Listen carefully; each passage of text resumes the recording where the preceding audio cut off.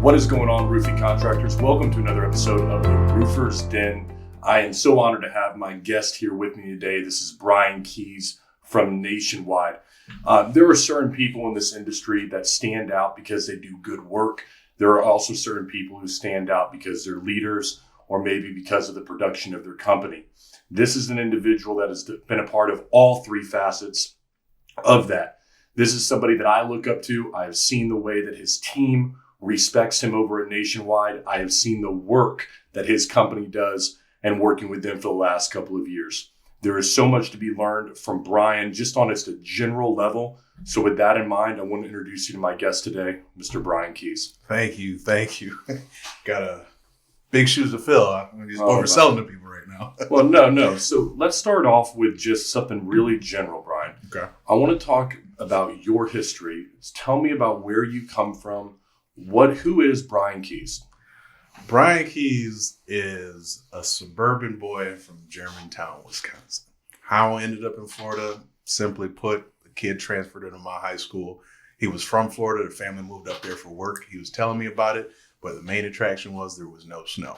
So once I heard that, it's been my life goal since high school to move here to Florida. Didn't even care. No. I tell people today that had it been up to me, I'd probably been on Ocala on accident, and I wouldn't have even known. So shout out to my wife because she ended up picking up Orlando and everything working out. But just spurred the kid, filling in where I can. What was life like in Germantown, Wisconsin? Life was a little bit different. I mean, I don't know how deep we can go on the show, but that was as much as you want. Okay. Well, then Germantown, Wisconsin was probably one of the few black kids that was in there. So very different. I mean, I was very blessed with the fact that I was good at athletics. Mm-hmm. So, I mean, a lot of situations other people in that situation would have been in wasn't an issue for me because they knew who I was throughout my time. So I didn't have half of the issues that people in that position would have had they been the only black kid in the town. But other than that, I got much respect from Germantown, especially the Milwaukee area. Both of them cities raised me. They embraced me. They loved me. And I got nothing but respect and love for both of them. Yeah, I understand. So you have this goal to move down to Florida. Yes. When does that goal start for you? That goal started when I convinced my wife. And that was through a series of spring break trips. That was a series and a blessing that her aunt actually moved to Winter Garden from Mequon, Wisconsin. Okay. When my wife actually went down to visit her aunt for a week and actually had access to a pool whenever she wanted to with good weather, that's when she texted me and said, okay, we can move to Florida. And I'm just fist pumping in the back behind the text because that's what I've always wanted. So what were you doing up there in Germany? What are you doing in Wisconsin before you moved to Florida? You working? Are you doing sales? What's life like? Before then, since I was heavy athlete, the fact that I'm in the roofing industry is kind of an accident within itself. I was football heavy. I was an athlete. Everything I did was football. And I mean that to a point where I got to play in college. I met my wife at school, Minnesota State Mankato. And then after that, I pursued a pro career. I got a little trial with the Vikings, pretty much a camp body, didn't go past that. Mm-hmm. After that, I got in the IFL. We started doing, indoor football leagues. The team around here was Orlando Predators, which was my dream to be on, but they closed up shop as soon as I moved here. Another notice. Right. But pretty much that I was doing all athletics up until the point when my last season in South Dakota, I was just sick of my knees hurting. I was sick of being injured, and I didn't think I could go another winter season of trying to train past an injury.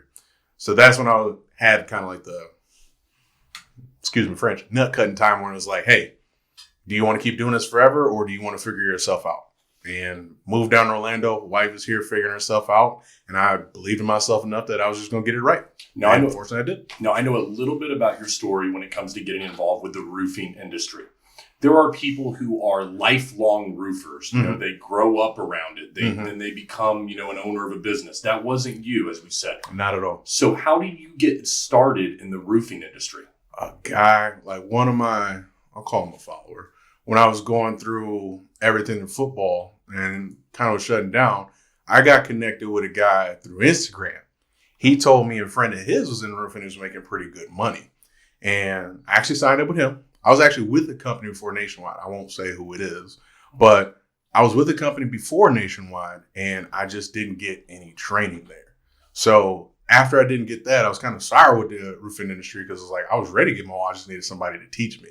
But because I didn't get that, ended up doing odd jobs for 2 years. And I'll let you ask the next question before I make it a long story as far as going in. You know, the one thing, you know, I know you're being humble right now, but because I do know you on somewhat of a personal level, but there's a lot of roofing people out there and they haven't gotten any training. They're struggling right now. They're sales reps and they're struggling because they haven't been trained. What kind of advice would you give to that guy out there who's he's struggling, man, to get by and he doesn't know what to do, man? He feels like he's getting down on himself. If you really want to be in this industry and it's eating at your soul and you're not getting the resources that you think, I don't want to say don't be afraid to look around, but actually I'll say don't be afraid to look around, but look within the company. Sometimes it's about the connection you have with people. And that's where I was fortunate with Nationwide because I didn't have the same vibe that I had with the other company like I have with Nationwide today. Like before I knew who those people were, they were willing to take the shirt off their backs for me before I had even produced. And I'm such a loyal person. If you show me an inch of you believing in me, I'm trying to 10X that for you. 100X if I can. Because you don't know me from nobody, but I know me. And I want to do well for you. And that can only turn into more stuff for us. Absolutely. The advice that, tell me, and you correct me if I'm wrong, because I've seen the way your team works. It's incredible. If you're a guy out there and you've got 10 sales reps in your company and you're struggling, you're number 8 or 9 every day in the sales meeting. What you need to do is figure out what number 1 is doing. If number 1 is doing something, then get out there and replicate it. Because obviously they're doing something that's successful. They're doing something that you are not doing. And I try to tell people this, whether it be with sales reps for roofing or it be in any facet of your life. If you see somebody that's successful at what they're doing and you want to be successful at that, it doesn't take rocket science. Just mimic what they're doing and you'll probably end up somewhere in the ballpark of where they are. I wholeheartedly agree. But the one part that I would add to that is understanding your foundation. And when I say understanding your foundation, I mean why you're in the roofing industry. Are you in it because you want to be the guy that makes the big sale? Are you in it because you heard there was a lot of money? Like what motivates you? Like I can say Bryan year 1 versus Bryan now year 3, 4, it feels like 10, but year 3 or 4 is a lot different as far as why we continue what you do today. I went from year 1, I just needed enough money to replace my wife's income. So that she could enjoy some life, we could enjoy some life together and be happy. Year 2, 3, or 4, the thing that gets me out of bed in the morning is that I got guys behind me that have not experienced what I've experienced in life.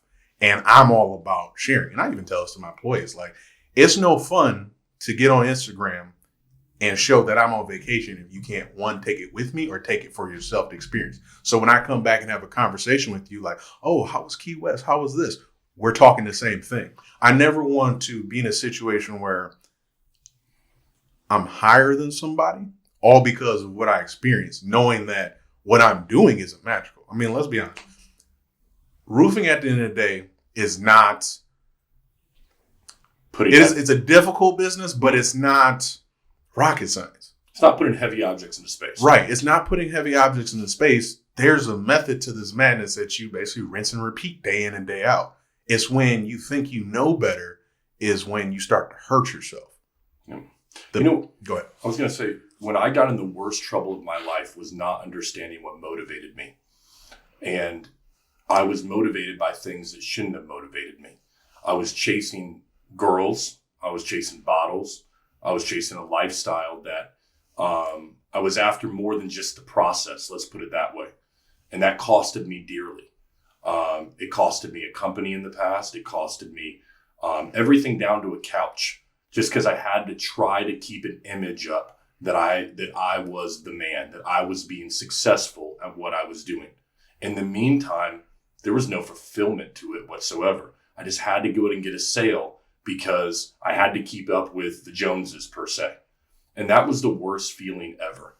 I think, when you can fall in love though with the process of selling that roof, of building that relationship, of going out there and having pride in your craft, that to me is something special, which is what I want to ask you about, because it just kind of came to me here. Do you ever find that people out there, maybe a sales rep puts himself down like, I'm a door-to-door sales guy. Do you ever have to build somebody up from that? Like them getting that in their head that, they're not wearing the fancy suit. They're not, they're a blue collar guy, but they're making great money. Do you ever have to build up their psyche? You do have to build up your psyche, but there's only so much I'm going to invest in that person. Because if you're in the industry and that's all you see yourself as, and you see other people winning, what's wrong with having that label? Like, were you expecting to be a scientist by doing this? Were you expecting to be like a neurosurgeon? Were you expecting to be something higher than that? Like, if that's your goals and aspirations, and this is a stop, that makes sense. But the lives that I've seen it change, like one of my favorite guys just got married probably Sunday. Yeah. And he came over from a regular 9-to-5 job somewhere in the finance world. And he came to us and he said, listen, I talked to my son's mother and she told me in the past 6 years, by you taking on this job, you've had more time with your son than when you're working the other 9-to-5. And he's making more with us. That's what gets me out of bed in the morning. So if I'm hearing you right, maybe the important thing that a sales rep can do if they're listening right now, define what success is to you. Exactly. Okay. And I can't stress that enough because I can't achieve it for you. And that was probably year 2 Bryan's problem. Okay. Because I wanted so much success for everybody else, because when you have something new and shiny, especially in your first year, like, yo, I touched 6 figures. Yo, I did this. Yo, you could have this too. All you got to do is this. And then you want it so bad for them, but it's not their motivation. There's not much I can do. But then it's also not my responsibility. So that was kind of like the year 2, where it's like people will make up whatever excuse when they're not putting in work. So year 1, you're trying to replace the income. Year 2, you're trying to figure out how do I give this enough to myself? How do I give back to the people that are working for me? And then where do you evolve to from there? How do you become the manager that you are today? To become the manager that I am today, 1, you need to have a lot of patience. You need to understand that every mistake that you make, it's fine. It's not going to be a career ender, depending on the company. Like, let me be fair on that. And it definitely depending on the mistake. But so let's get into it. Yeah. So to kind of even answer like a sub part of your question is, you can't be afraid to make the mistakes. Because from a manager or from a sales rep perspective? Both. Okay. Because you need to give yourself some place to learn. So go back to your example as far as like when your guy's down keeping up the inches, Joneses. Everybody wants to be the guy that closes every deal. Everybody wants a high close ratio. Everybody wants the splendors.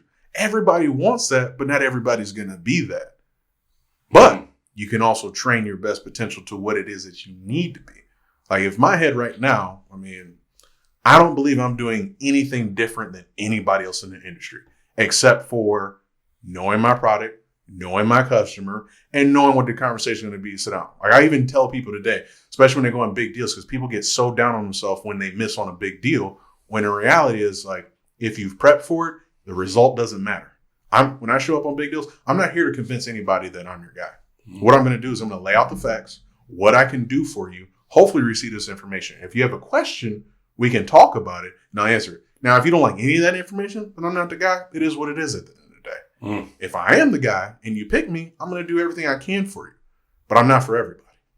And that is a hard year 2, year 1 conversation to have when a guy is bright-eyed and bushy-tailed trying to come in and get everything.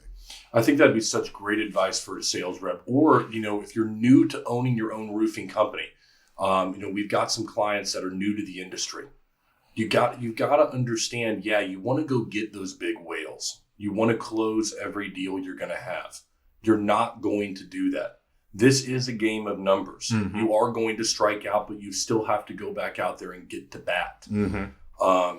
And I think that I see that with sales reps, and they get down on themselves. I've told my team this in the past. If you can be the same person on the best day, when you're on top of the world, that you are when you've lost a couple of deals that day, and you're the same exact person, you've got something pretty good going right now. Unstoppable. Your mind is strong at that point. Yes, sir. But what I see is people get up on themselves when they close a couple deals and down on themselves. And you can tell in the shoulders, you can tell in their voice, you can tell they're not thinking as quickly. They're not knowing their product. Even though they know it in their head, but it's not coming out to the customer. And so I struggle when I hate it when I see people like that. Because, I know you've had to deal with it in all facets. I've had to deal with it personally myself. You've dealt with it as a person, as a manager. I guess what advice would you give to that guy who's down on, not down on himself right now. Let's say that business owner, he's got a team that's struggling. All right. And the numbers aren't there. Maybe it's COVID, maybe whatever. What would you tell that new business owner in Oklahoma right now? How do you get this team? How do you get them right upstairs? How do you get them mentally ready? Control your expectations. Okay. And I say that as simple as I can, because if I'm down on myself, it's because I was expecting something. Mm-hmm. And I'm not saying you should go into every deal not expecting anything. It's going to be hard not to. But when you're controlling your expectations in a large deal or even running a company, whatever the situation is, it's not about keeping yourself from getting disappointed. It's about understanding that, okay, I've done this once. I can get back in the room. That's from a sales perspective. Mm-hmm. From an owner's perspective, it's, okay, this is where we are. Here's where I can adjust. Deal with the facts, not the expectation.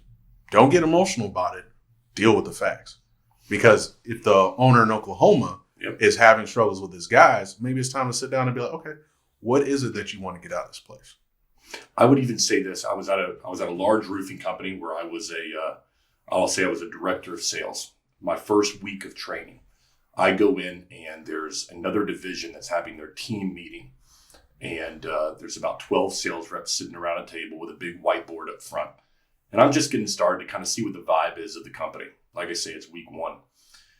Manager starts by going around the table and he starts saying, he goes, what are your numbers? How many have you inked and how many in your production right now? The guy's like, I got 2 inked this week and I got 1 in production. Shit. How about you? I got 3 inked and 1. Shit. And he goes around to everyone in the room and just tells them they're a piece of shit. Every single one of them. And I'm sitting there looking around. Now, me personally, and this is something where I think you would agree with me. If you are an owner and your guys or you are a manager and your guys are consistently not hitting their numbers, you better turn around and look at yourself. Mm-hmm. And that's what if you're that guy, and I'm not going to bless his heart, as my grandmother would say, as a manager, you got to look at you. If all of your guys are performing like shit, then maybe you're the shit. Because you got to fix you first, and then you can help your guys out. Would you agree? It's a fine line. And I say fine line not because you're wrong or anything like that. Like, I agree with everything you're saying. But the problem I have is that in that situation, when you know you've got a guy and you've talked to him a few times and said, listen, you're capable of this. You set the expectation and he still underperforms. Now it's a choice. Not so much that they didn't work, not so much so forth. They didn't change anything from the result they got last time to show me that they're trying to improve. So I walk that fine line even in my sales meetings as of when a guy doesn't hit what I'm asking quota-wise, my question is, what's going on? We've had a conversation. I've asked you to do this. This is your job. This is what I need you to do. This isn't negotiable. Everything after this, yes, feel good about it. But this is what I need you to do week in and week out. So, and then on the flip side of that, I also have to consider, I don't know everything this guy's going through. The last person I want to be is that guy in that room saying, your numbers are shit, your numbers are shit. And this guy's dealing with somebody that just passed from COVID that was real close to him. Or this guy might have gotten in a fight with his wife about the kids, or whatever the situation is. One thing I do understand is that I've been kicked on my worst day when stuff is going on and somebody's talking to me about work, talking to me all this mess, even talking to me about football at the case. And it's like, that's not where my mind is and I can't be here for you right now. So when a guy comes in and sometimes he has a low number, sometimes just be like, hey, what happened? And you give them a chance to explain. And oftentimes when they start talking, it's, oh, well, I didn't get to do this, or I just couldn't get people to answer. It's BS versus where the guy goes, I'll do better next week. All right, let me talk to you for a second. What's going on? Yeah. Then I'm going to get the conversation. Then I'm going to get an answer. I'm like, okay, well, let's rest up here. Let's get you back on track for next week. Let me know if you need anything. I know you can do this. And then it becomes about reinforcing for them to go out and do their job. Because now you don't feel like you have to put your personal problems to the side in order to fulfill working for your job and keeping it. You're allowed to still be a human at work. What about the personalities of the person on a sales team?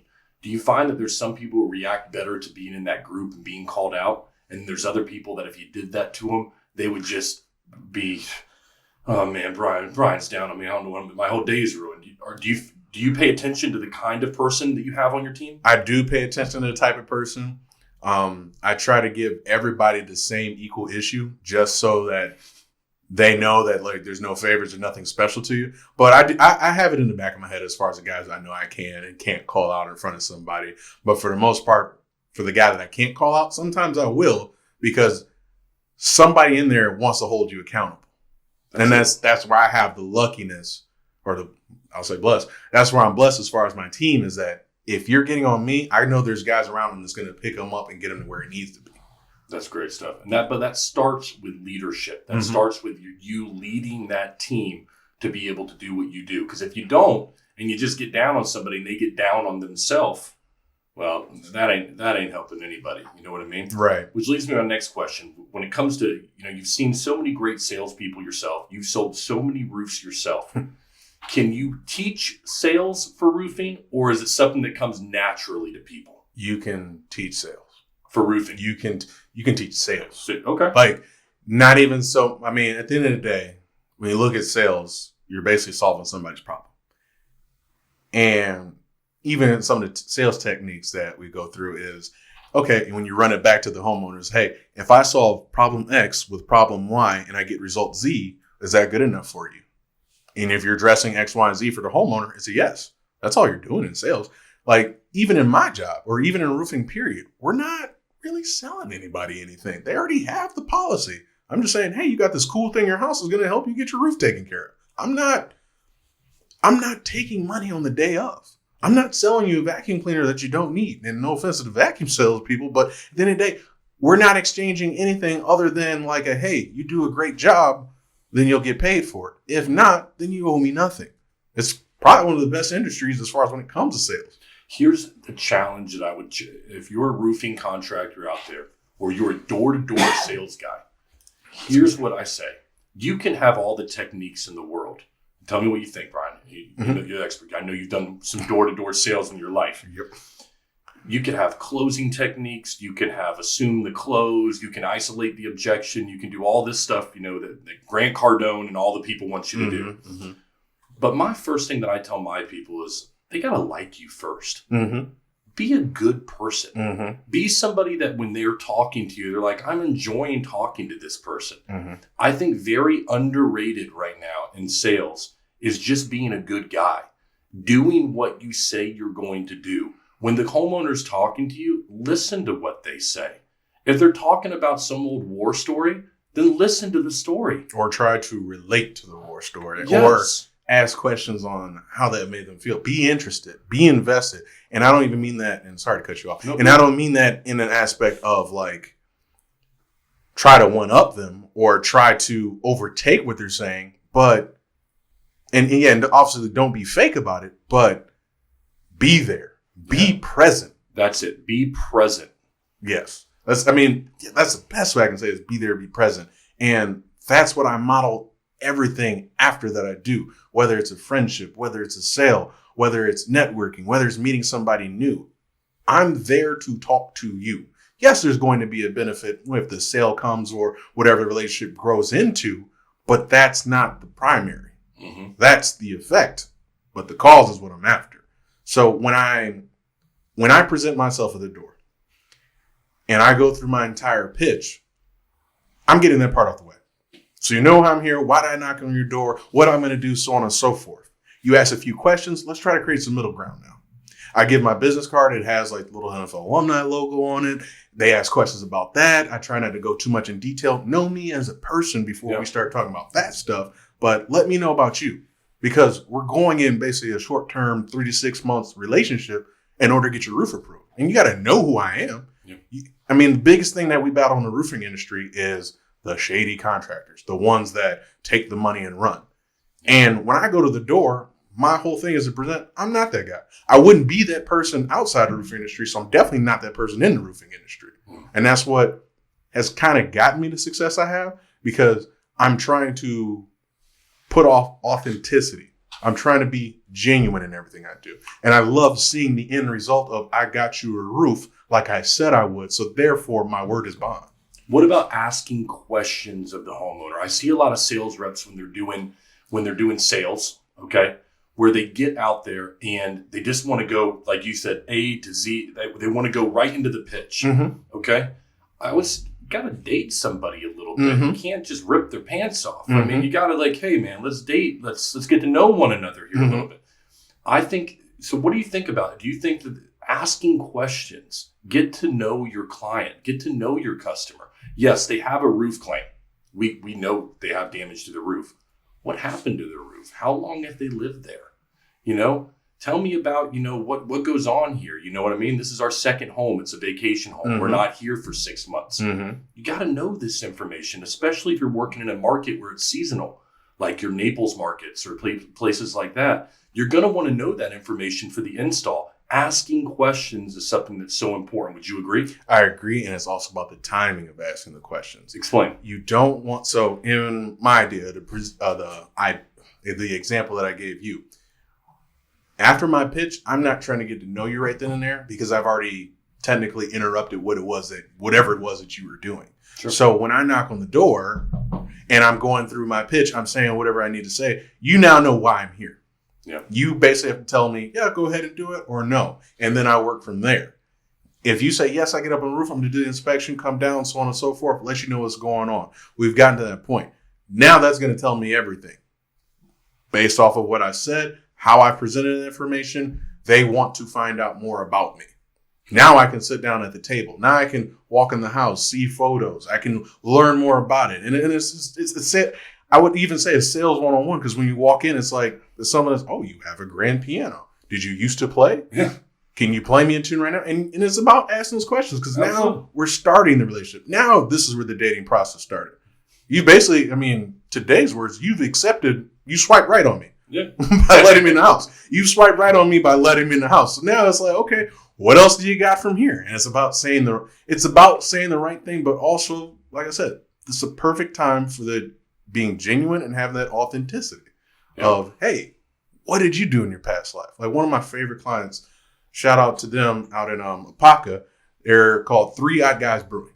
Okay. It's a brewer company. This guy actually chased me down on the street. I had talked to his wife. I had knocked on their door and said, hey, I'm doing roof inspections, went through my whole pitch. She said, my husband usually deals with that. He's not here.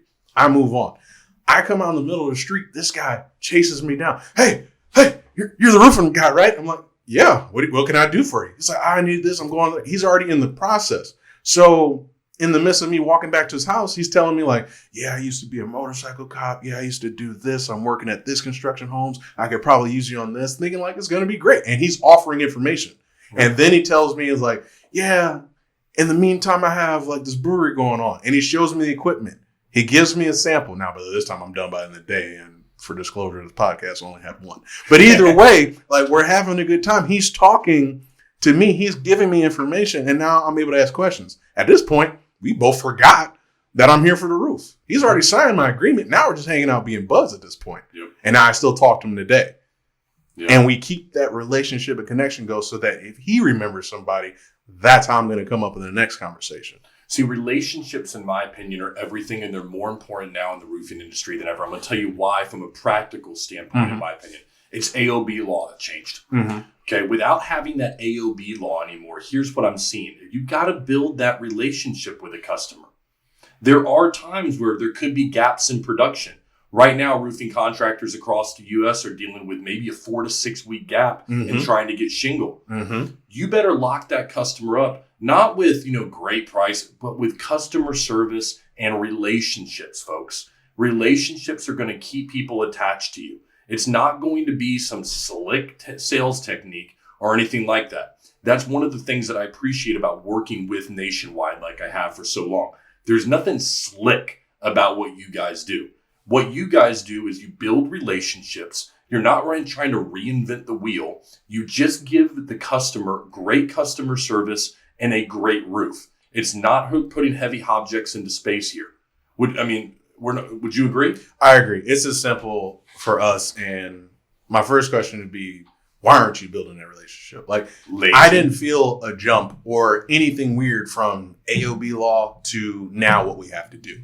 It's as simple as, if you're my client, I'm working for you. My mantra in the field has always been, my client is my client.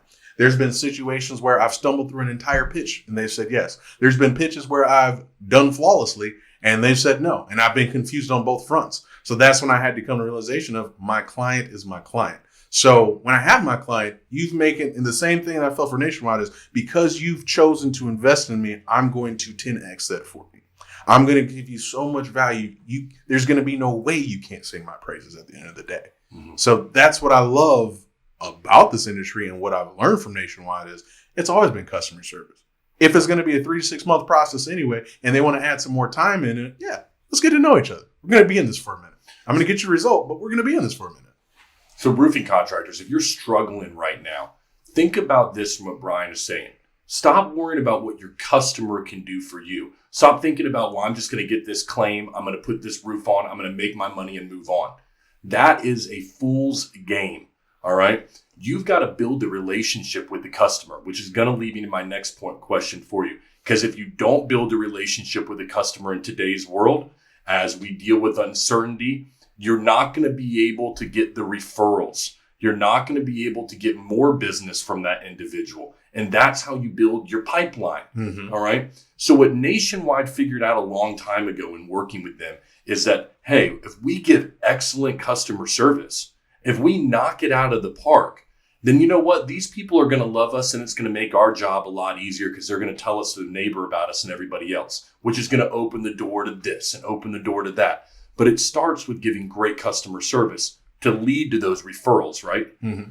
And I think that's what you guys figured out. You figured out it's just not rocket science, but doing the right thing. Yeah, and that's the big thing. I wouldn't even give it that much credit to. It's something that Nationwide figured out. It's just who we wanted to be as people, from who we hire to who we allow be sales rep to who calls on the phones. Everybody has the same vested interest. And I guess that's what kind of makes it special, but it's nothing new. This isn't, we just decided to lead with that from the forefront. Mm-hmm. Instead of everybody treating it as, oh, well, that's standard practice, we treat it as, that's who we are. Yep. You're going to get somebody that cares to get your stuff done. Now, granted, we don't always make the right move. We do make mistakes. It's construction at the end of the day. We do try to figure it out. But if anything, what also makes us great is that we want to make it right. We want to take care of people. It's not about, and that's another thing about this company, it's not about the dollar at all. It's not about the profit margin. Like, yes, we're here to make money at the end of the day. We're here to provide a service, and we're here to take care of our families. But that's not going to be like, me having more in my personal profit and keeping something away from the customer is not my end all be all. If you're entitled to it, or if I can do more for you and there's ability for it, I'm going to try to do that. But I'm also going to be reasonable about it as well. That doesn't mean you try to take everything from me, but it's about, if I can service you and leave you in a better stance than what you came to me in, that's what we're aiming for. And I think that's where a lot of roofing contractors do make a mistake, is that we don't think about, or they don't think about the end game with the customer. It's just, what can you do for me right now? It's not okay, I'm on the phone call with the person. It's a cold call, or maybe it's a cold knock. Mm-hmm. The person shows some interest. They get them to sign a hard copy contract. Then they go ahead and they open up a claim. They want to get it pushed through as soon as possible so they can get a check and move on from these people. There's no relationship there at all. And that to me is, you say it's maybe not a nationwide thing, but there's a reason you guys are some of the biggest and the best that there is in Florida. You obviously do it right, and you're leading that team. So from my standpoint, I look at that and I think, contractors, this is a great wake-up call. We're talking about common sense stuff here that people just seem to forget about. You can watch all the sales videos in the world that you want, but if you don't care about your customer, you don't care about the relationship, you don't ask questions of the individual, you're shooting yourself in the foot. Am I right? Twice. Yeah. Twice. If you're shooting yourself in the foot if you're not trying to build a relationship, because like I said, these jobs can go on. Like I've had a lady with a small roof, and we had to go the legal route with her, and it took 2 years. And that's just and all I had to do was basically show up to her house and say, hey, still working on it. I had to give her a call here and there. Hey, still working on it. Get updates from the attorney. Hey, still working on it. And she stayed with me for 2 years because I was present. It's very easy to basically put it off on an attorney and let them do what it is they do. But it's another thing to be invested to a point to say, hey, I'm here with you through all leaks, through all mitigation, whatever the case is. Like, hey, I'm your guy that's going to get you taken care of. And that also kind of gives me the confidence whenever somebody speaks bad on me or the company, wherever the case is. Like, I know where my heart's at. I know the people I've made happy. I don't always make the right decision. Sometimes I miss. I mean, like I said, we're all human at the end of the day. But if that's how you want to view me, that's fine. Because I know I've also done the same amount of good for the same amount of people that say I've done worse or bad to them. What kind of individual do you know? Do you know yourself? Are you self-aware enough to know who you are? Yes, and I'm getting better with that every year, and that's why I say there's a difference between year 1 Bryan versus year 3, 4 Bryan, because I know my limitations now. Yeah. And by accepting that, when you come from the sports world where you're trying to be good at everything so that you can be the top guy, to now knowing like, you know what, I'm just not good at this. I need some help doing this, and knowing that who to call in that situation. Like, a lot of how I operate now is by having people that I know I can resource things out to. Not so much so I don't have to do the job, just because I know somebody better than me. Yeah. So sometimes it's about having another roofing contractor that like I actually have a connection with where they handle these type of jobs. Sometimes it's about knowing an attorney that has a specific relationship that can get things done for me, or whatever the case is. It's about having a network of people so that when you become a client of mine, this is what you have access to. That's how I add value to myself. Not for the fact that I'm going to sit down, say, I'm going to go through this contract, I'm eventually get your roof approved, and you don't even know who's involved. Yes. Because like the AOB law is changing, it used to be we could basically send things to the attorney ourselves and not use the client's signature. Now, like with the attorneys, the homeowner has to sign up with the attorney, and then I got to hope for the best at the end of the day. If I'm not present in that whole process, why do I deserve to get the roof? And this is exactly why I push our clients to work with my claims care as a homeowner. Let me give you an example. I know me and you have talked, you know about our service. Yes, sir.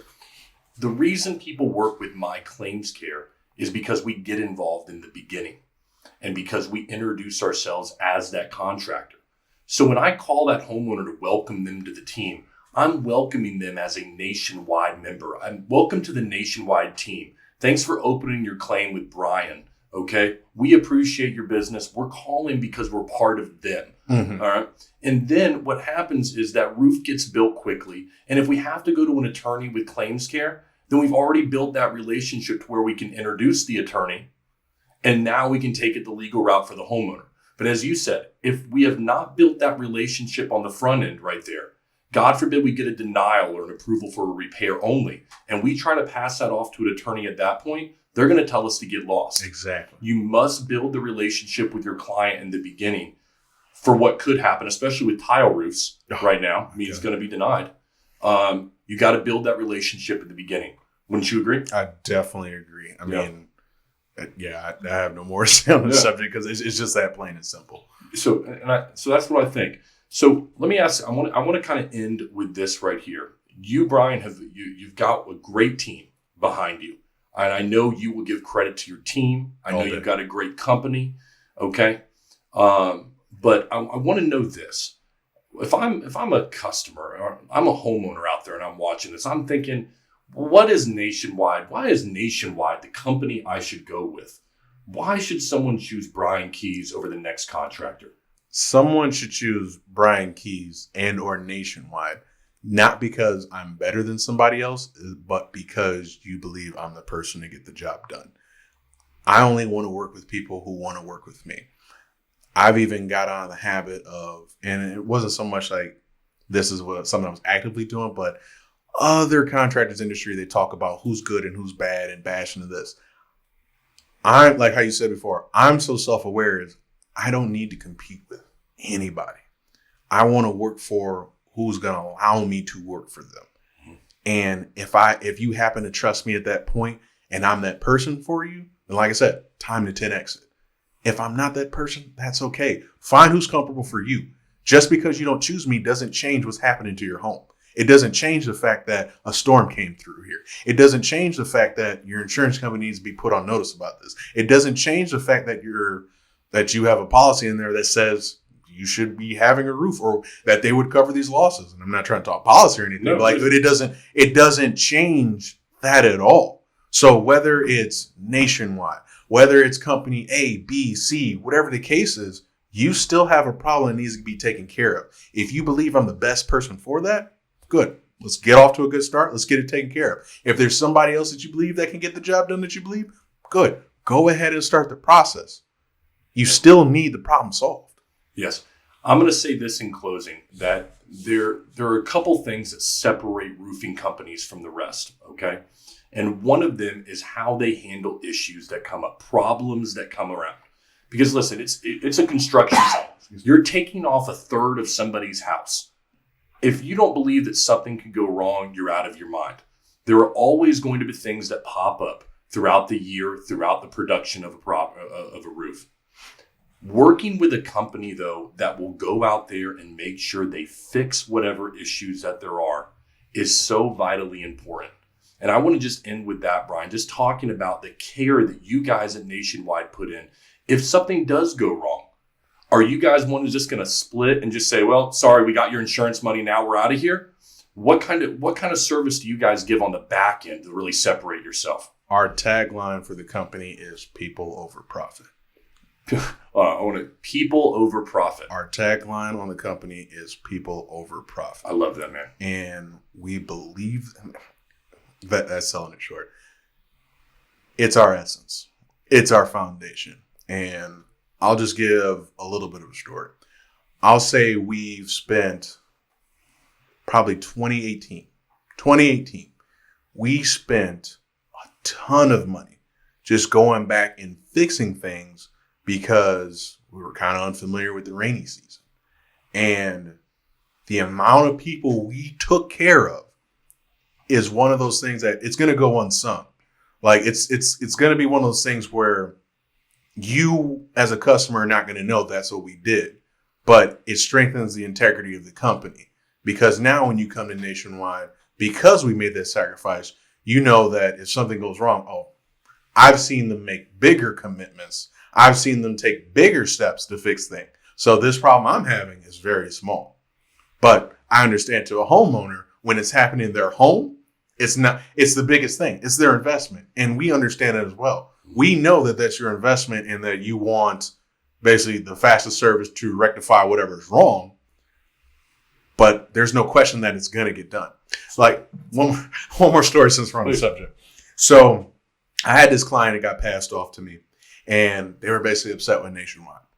Don't remember what exactly it was. They thought there was a leak. It wasn't really, it really didn't matter. Like the process just wasn't the best. And I got to the door, and after I tried to remedy some situations, things just happened to fall through. That's why I say things just happen. Yep. Other people missed the cue. It just didn't line up right. Whatever was in the stars, it just did not work out.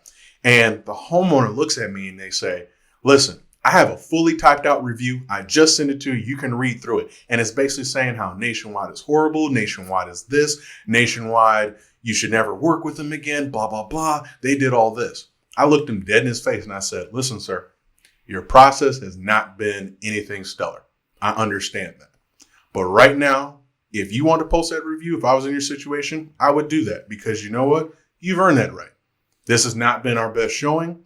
We have dropped balls in some places, but my task right now is to make sure that your roof gets taken care of and that everything's fixed. So in that review, You can say whatever you want about Nationwide, but you will not be able to say that Nationwide took your money and did not do your roof.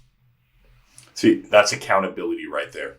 That's you taking personal accountability because you didn't cause that problem. Didn't. No. And they actually did not end up posting the review. So I thank them if they're listening for not posting a review. But that's when I knew I was, one, with the right company, and two, I was doing the right thing. Because say what you want, the biggest thing in our industry is shady contractors take half of the deposit and never come back. Yep. That's not who we're going to be. Like I said, you rock with us, we're going to have some bumps, but we're going to smooth it out and get you taken care of.